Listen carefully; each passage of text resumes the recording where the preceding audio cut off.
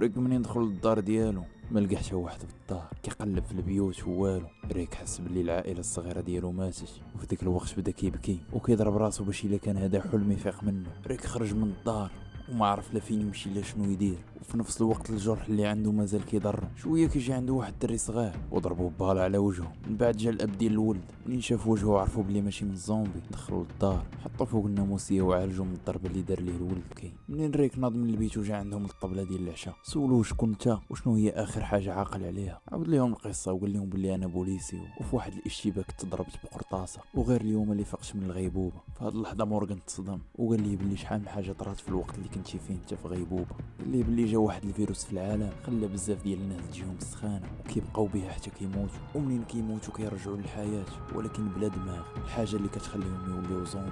واي واحد جا قدامهم كيبغيو يقتلوه وياكلوه، وغير عضه صغيره منهم تقدر تخليك تولي بحالهم. ومنين وصلوا للدار ديال ريك شاف بلي التصاور والحوايج شي واحد خداهم، وتما تاكد بلي راه ما ماتوش وبلي راه جمعوا حوايجهم وهربوا لشي بلاصه. قال لي مورغان راه غيكونوا مشاو لأطلانتا، حيت تما كاين واحد الملجأ فيه بزاف ديال الناس والعسكر حاميينهم. ريك منين سمع هاد الهضره جاه الامل وقرر يمشي يقلب عليهم في اطلانتا. ريك وهو في الطريق صيفط ميساج في الراديو وقال بلي انا غادي لأطلانتا، والا كان شي واحد كيسمعني تواصل معايا. ريك في الطريق كيسالي ليه المازوت وكتبان ليه واحد الدار وكيحاول يشوف واش فيها المازوت. منين كيطل من الشرجم كتبان ليه بلي راه الدار ولات مهجوره والناس ميتين فيها، ولحسن الحظ ورا الدار لقى واحد العود باقي عايش. ركب عليه وكمل به الرحله ديالو لأطلانتا.